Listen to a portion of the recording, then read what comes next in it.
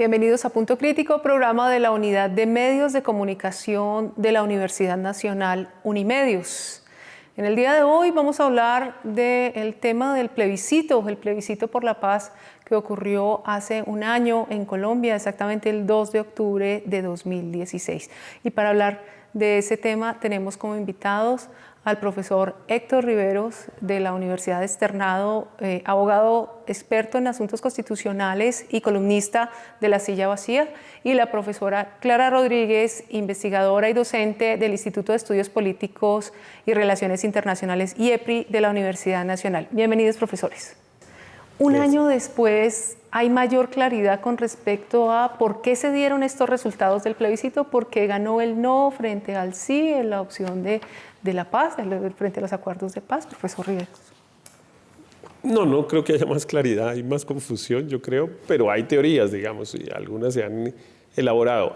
Claro, hay una muy política que a mí no me gusta mucho, que es que, digamos, desvaloriza el voto del no, porque considera que fue muy manipulado, muchas mentiras, etcétera.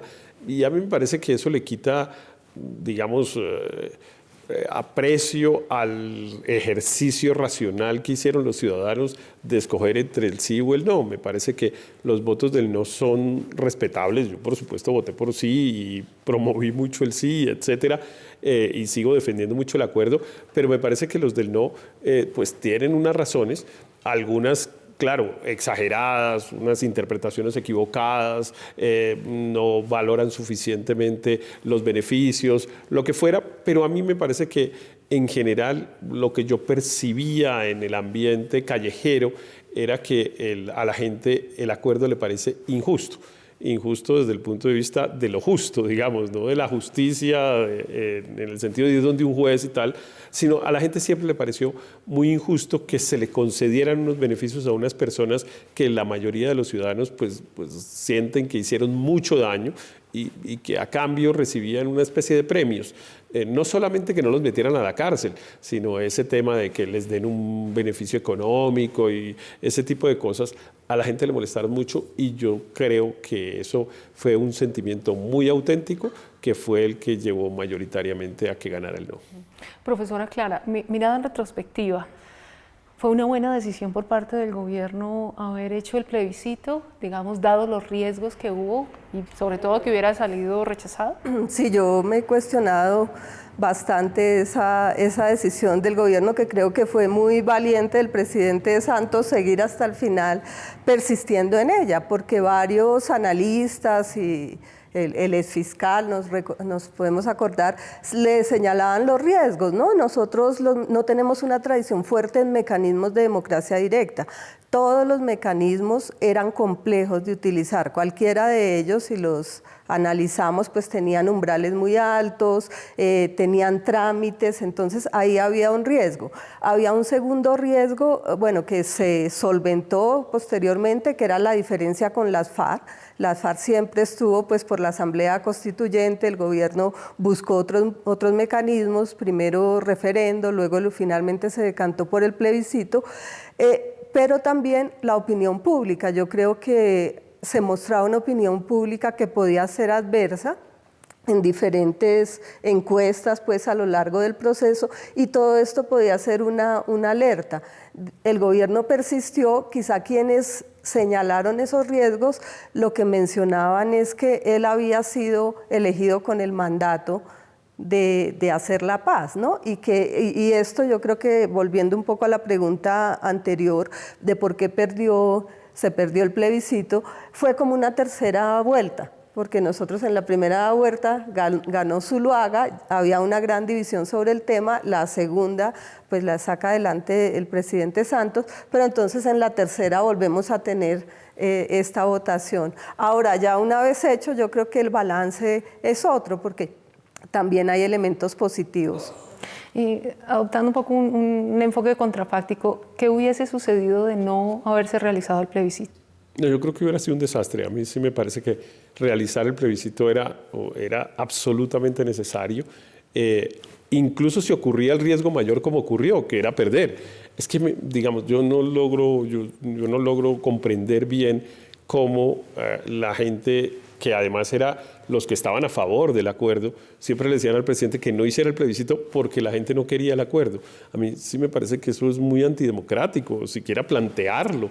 Pues, si la gente no quiere el acuerdo, vamos a discutir por qué es que no lo quiere, eventualmente vamos a tomar unos correctivos como en efecto se tomaron, porque yo sí creo que del acuerdo original al nuevo acuerdo hay unas diferencias importantes que han debido tranquilizar a los del no. Si los del no estuvieran haciendo, si los voceros del no estuvieran haciendo política con el acuerdo, es probable que hubiéramos podido llegar a un acuerdo, porque la verdad es que se introdujeron unas modificaciones sustanciales en el acuerdo. Claro, había 2 o 3 temas que eran cruciales y en los que era imposible, por ejemplo, el tema de un día de cárcel, sí o no.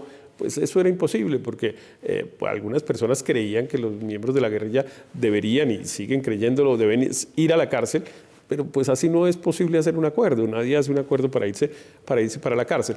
Pero a mí me parece que aún, digo, con el no, pasaron varias cosas. Pasó una cosa rarísima que yo imagino que visto desde el exterior es difícil comprender.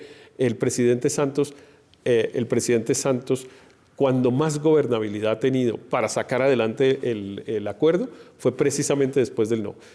Había, digamos, toda una oposición enorme a suscribirlo, etcétera. Cuando hubo no, pasó como cuando un niño chiquito comete una maldad y después dice, ¿cómo hago para desembarrarla? Digamos, mucha gente de la que votó por el no, no quería la consecuencia obvia del no, que era que no hubiera acuerdo. Porque cuando a uno le preguntan, ¿usted quiere ese acuerdo? No. Resultó más de verdad el cuento ese de que la paz sí, pero no así, que era un cuento muy político, pero yo creo que al ciudadano le pareció eso. Miren ustedes que es tan raro que, por ejemplo, no hubo nunca una movilización para pedir que no hubiera acuerdo. O sea, nadie marchó a decir que no hubiera acuerdo. A los del no, pues no les gustó el procedimiento que se adoptó después para revivir, llamemos así, el acuerdo, pero aún así, digamos, decían, bueno, es que acuerdo sí tiene que haber, digamos, mantengamos la discusión sobre las condiciones como de hecho está ocurriendo ahora, pero acuerdo tenía que haber. Entonces a mí me parece que las consecuencias del no, que son unas consecuencias políticas raras, un presidente con mayor gobernabilidad, un presidente que incluso ganó en favorabilidad, claro, se juntó con el tema del premio Nobel, que se lo dieron unos días después, pero el presidente le fue bien. Si usted mira el jefe negociador del gobierno, el doctor Humberto de la Calle, ganó como 15 puntos entre una semana antes del plebiscito y una semana después. O sea, es increíble que a los promotores del acuerdo el no les hubiese servido. Es una consecuencia política bien extraña la que ocurrió a mi modo de ver en Colombia. Profesora Clara, ¿qué otras consecuencias, sobre todo en el ámbito del debate político, ha tenido el resultado del plebiscito a hoy? Pues yo me distancio en cierta medida de la respuesta de Héctor, porque yo creo que sí, el haber realizado el plebiscito tuvo unas consecuencias grandes en materia de legitimidad de cómo se dio el proceso también, ¿no? Que son consecuencias que creo van a salir ahora en la campaña. Yo creo que ese proceso un poco se va a volver a revivir, porque allí hubo, digamos que el presidente pues se jugó a hacer el plebiscito. Creo que habrían otras maneras de tramitar esas diferencias. Digamos, por ejemplo, unos opositores grandes fueron todos aquellos sectores cristianos que estaban ligados a al tema de la ideología de género. Eso se podía haber tramitado. O temas específicos que generaban diferencias, y entonces eso podía ser tramitado con esos sectores específicos. Yo creo que como consecuencia del no, el Centro Democrático tiene un auge y capitaliza un resultado que no es en todo de él, ¿sí? Si uno mira resultados electorales del Centro Democrático en el Congreso de la República, no sé, alcanzará unos 18 senadores, pero eso baja de manera considerable en las elecciones territoriales, y entonces en estas elecciones el Centro Democrático no alcanza un 10% en ninguna ni las corporaciones, ni las alcaldías, ni las gobernaciones. El plebiscito y el resultado del no lo relanza lo hace ver pues como una opción que está de primera línea y capitaliza todos esos otros sectores. Además que por la misma, volviendo un poco al tema de tratar de explicar qué pasó, por el mismo característica de la figura de plebiscito, se vota también contra el gobierno. Entonces hubo sectores que votaron, por ejemplo las dignidades campesinas, los taxistas, que votaron no porque no estaban de acuerdo con el gobierno, no porque no estaban de acuerdo con el mismo proceso, ¿sí? Entonces ahí es compleja la explicación, pero yo diría que como consecuencias, que me parece un poco preocupante, es que creo que ese debate, además porque lo he oído ya, se va a volver a reabrir de cara a las elecciones del próximo año y se va un poco a decir aquí nos hicieron trampa, aquí fue ilegítimo como el presidente, por ejemplo, bajó los umbrales para hacer el plebiscito, cómo después se volvió a hacer la ratificación en el Congreso, aunque fue avalada por la Corte, pero sobre todo eso yo siento que la oposición, sobre todo el Centro Democrático, está preparando unos argumentos fuertes para ponerlos. Pero imagínate cómo sería si no hubiera habido plebiscito. La oposición no estaría callada, al contrario, estaría mucho más activa y seguramente sería mucho más fácil que produjera indignación en la ciudadanía. Yo lo que siento es que la molestia que el acuerdo generaba en un porcentaje alto de la ciudadanía y que genera, digamos que se desfogó y la tramitamos por la vía del no. Si no estaría contenida, la gente hubiera sentido que no hubiera tenido ninguna oportunidad de expresarse en contra de una cosa con la que no está de acuerdo, porque es que yo creo que los que estamos a favor del acuerdo, pues primero, seguramente hemos hecho mal la tarea de tratar de convencer a los demás, etcétera, pero tenemos que reconocer que a la mayoría de la población el acuerdo le sigue molestando. Le sigue molestando. Es probable, sí. Y es una cosa auténtica. Con eso, pero también mira que a muchos les molestó el proceso con los paramilitares. O sea, este proceso en el gobierno Uribe, que no tiene la magnitud de la firma del acuerdo con la FARC de 52 años pues en el conflicto, y hubo maneras de manifestarlo, ¿no? Hubo oposición, hubo demandas, pero claro, era mucho menor, pero igual pienso que en ningún proceso anterior pues tampoco se tramitó. Y hay otro tema que a mí me parece que es un poco mitología. Cuando uno mira las encuestas, la verdad es que a los promotores del no les ha ido bien. Digamos, no hay ningún promotor del no que esté hoy mejor en términos de opinión que antes. El presidente Uribe, digamos, el expresidente Uribe, que es como el líder natural, o así se le ve, como el líder natural de esa facción, que yo estoy de acuerdo que ellos, digamos, se benefician de una cosa que es mucho más grande que ellos mismos. El no es más grande, el no es mucho más grande que el Centro Democrático, por supuesto, pero el expresidente Uribe no solamente no ganó favorabilidad con el triunfo del no, sino que incluso la perdió.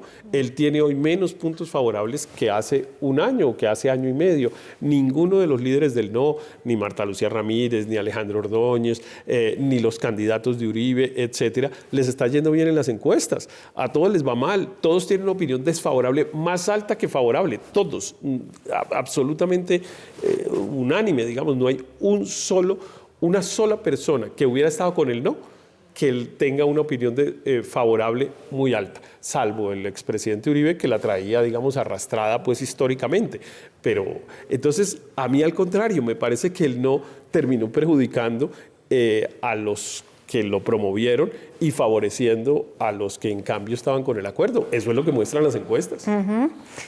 Profesora Clara, la discusión que se abre a raíz de los resultados del plebiscito sigue girando en torno a los costos de la paz y a estar dispuestos a pagar esos costos de la paz, ¿o ahorita estamos en otro debate? Pues yo creo que los debates han ido un poco de la mano también de los desarrollos legislativos, ¿no? Entonces temas como la Justicia Especial para la Paz ahora, aunque allí hay otro componente que esté ya iniciando la campaña 2018 y Cambio Radical asuma unas posiciones, pues también entran en juego, ¿no? Pero yo creo que se combinan ya un poco con los desarrollos, porque de todas maneras el hecho de que haya sido después refrendado por el Congreso y se empiece a a desarrollar, crea otro escenario. Entonces ya es más sobre qué ha pasado, sobre qué pasó en el proceso, no sé, de entrega de armas, en las zonas de verificación, el cumplimiento con los niños, por ejemplo, por parte de la guerrilla. Entran otros debates también, ¿no? Pero yo creo que no desaparecen del todo esto que mencionaba Héctor inicialmente, que reciben unos recursos, pues que de pronto quien está desempleado y está en una situación difícil no lo recibe y no se entiende pues este costo. Ese tipo de cosas yo creo que siguen todavía presentes. Temas de, por ejemplo, el acceso a curules en el Congreso, a quienes no han tenido un proceso de justicia transicional que se está planteado como paralelo. Yo creo que esos temas siguen en la opinión pública y siguen mucho en las redes sociales, ¿no? Claro, yo he visto ya también críticas en ese sentido. Profesor Riveros, hablamos de qué sucedió para el gobierno, para los partidos políticos, pero ¿cómo recepcionaron las FARC este resultado del plebiscito? ¿De qué manera ha entrado a jugar en su discurso político, en sus posiciones? Es tan difícil, digamos, es que la lógica de las FARC es tan extraña que pues pareciera que nada. Digamos, yo no percibo que haya habido un cambio en el discurso, que haya, digamos, unas FARC que estuvieran más dispuestas como a conectarse con la opinión. Ellos mantienen su mismo discurso, siguen siendo desafiantes frente a la opinión. Digamos que fue el gran problema de la negociación fue ¿cuál? Frente a la opinión. Que las FARC no iban a aceptar un acuerdo en el que parecieran derrotadas. Y nunca han aceptado en su discurso ni por un momento que digamos, desperdiciaron esos 50 años de vida, digámoslo de esa manera. Al contrario, me parece que ellos permanentemente tratan de tener un discurso de autoconvencimiento, y es que yo creo que lo tienen, digamos, yo creo que había, con las FARC hay un tema que es que realmente tienen un discurso heroico. Realmente la guerrilla de las FARC, los miembros de la guerrilla y especialmente sus líderes, yo sí creo que ellos estaban absolutamente convencidos de que lo que estaban haciendo era bueno desde el punto de vista ético, digamos, que efectivamente estaban tratando de liberar un pueblo oprimido, etcétera, de producir transformaciones políticas, sociales. Y entonces, claro, la única manera de lograr una negociación con unas personas que tienen esa convicción, pues es tratando de generar un escenario en el que no aparezcan derrotadas. Y eso es lo que molesta tanto a la gente, porque todos los demás acuerdos realmente que ha habido en Colombia, realmente son acuerdos con organizaciones delictivas derrotadas y que aceptan la derrota y el sometimiento. Por ejemplo, con el tema de los paramilitares, pues los paramilitares no aspiraban a que les dijeran que habían ganado nada. Los paramilitares habían ganado lo que habían ganado ellos allá en sus negocios ilegales y en sus cosas, pero no aspiraban a parecer como héroes. Ellos, su autorrelato era: somos delincuentes y venimos a aceptar unas penas. En cambio, el autorrelato de las FARC pues es completamente distinto. Y entonces me parece que ellos exageran en ese discurso, y eso lo hace muy desafiante con la opinión. Y ganó el no, y aún así, digamos, no hicieron ninguna concesión en términos de discurso político, a pesar de lo cual yo creo que les va a ir bien en las elecciones. A mí me impresiona realmente. Yo pensé que el apoyo de las FARC era prácticamente nulo, y no. Yo realmente encuentro que hay mucha gente, que había más gente de la que uno podía pensar que realmente estaba con las FARC y que pues no cometían actos delictivos, digamos, de sangre, violencia, etcétera, pero que ideológicamente sí les parecía que compartían la idea de que este país hay que transformarlo. Y yo creo que las FARC van a obtener más votos de lo que la gente cree, sobre todo de los que la política tradicional cree.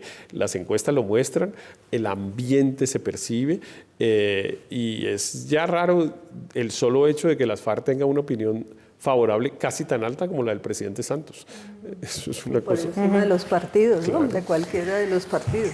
Y un poco para terminar, y para los dos la pregunta, ya la profesora Clara mencionaba que el escenario en el que estamos entrando es el escenario de las elecciones presidenciales del próximo año. ¿Cuáles son los elementos claves de ese debate político en torno al proceso de paz, a la construcción de la paz? Sí. No, yo quisiera señalar que pese a lo que mencioné como de algunas dudas y críticas frente a la realización del plebiscito, yo creo que fue un gran ejercicio de participación perdón, y que después generó unos escenarios de deliberación que fueron muy importantes.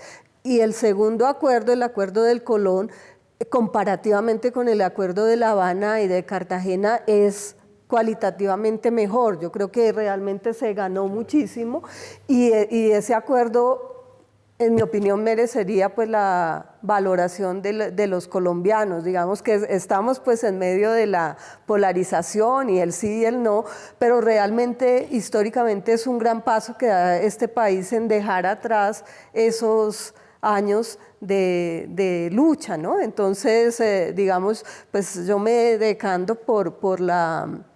porque debería seguir un proceso de implementación de los acuerdos, digamos, estaría en contra de que llegue un candidato pues a decir esto no vale, creo que sería muy difícil, pero creo que eso va a estar en el debate. O sea, el debate, hay otros temas como la corrupción, pero el sí y el no a favor del acuerdo creo que va a ser parte, ¿no? O sea, si fue muy generoso, si fue FARC y concesiones a las FARC pues por parte del gobierno Santos, o si era también, allí había que realmente tragarse algunos sapos en pro de algo mucho mayor como es la paz, ¿no? Entonces yo creo que eso va a estar ahí.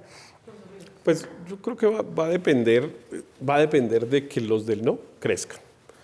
Es que ahorita, cuando uno ve las encuestas, el escenario político electoral pues no parece estar reflejado el debate de la paz. Entre otras porque los del no existen en las encuestas, sacan unos porcentajes muy marginales.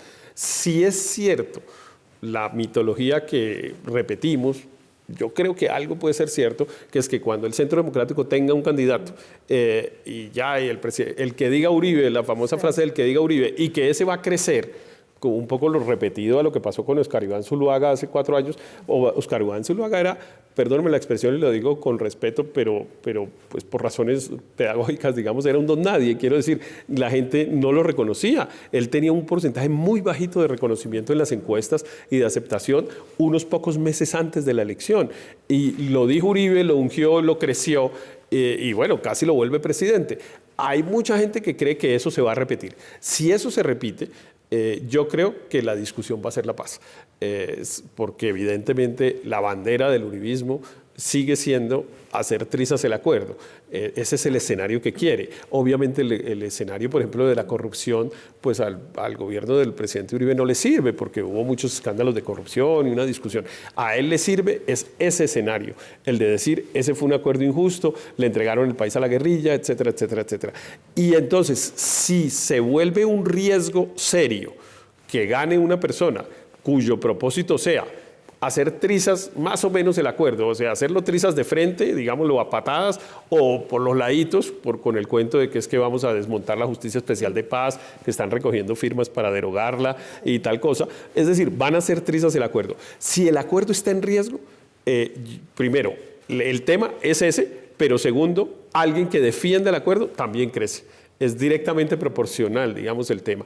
Mientras el tema no sea ese, pues entonces la gente vota por unos candidatos que están contra la corrupción, que no representan a los partidos tradicionales, lo que fuera, porque la motivación del elector es distinta. Pero si lo que está en juego es mantenemos el acuerdo o no lo mantenemos, eso va a depender de que los del no crezcan. Si los del no se mantienen bajitos, pues podemos hablar de otra cosa, pero si los del no crecen, pues a los que estamos por el sí nos toca movernos y nos toca decir, bueno, pues esto es lo que está en juego. Sin duda se trata de un escenario en donde hay altos niveles de incertidumbre y puede pasar muchas cosas, todavía faltan algunos meses para que arranque esa campaña en forma. Les agradecemos a nuestros invitados de hoy y a ustedes los esperamos para nuestra siguiente emisión. Gracias.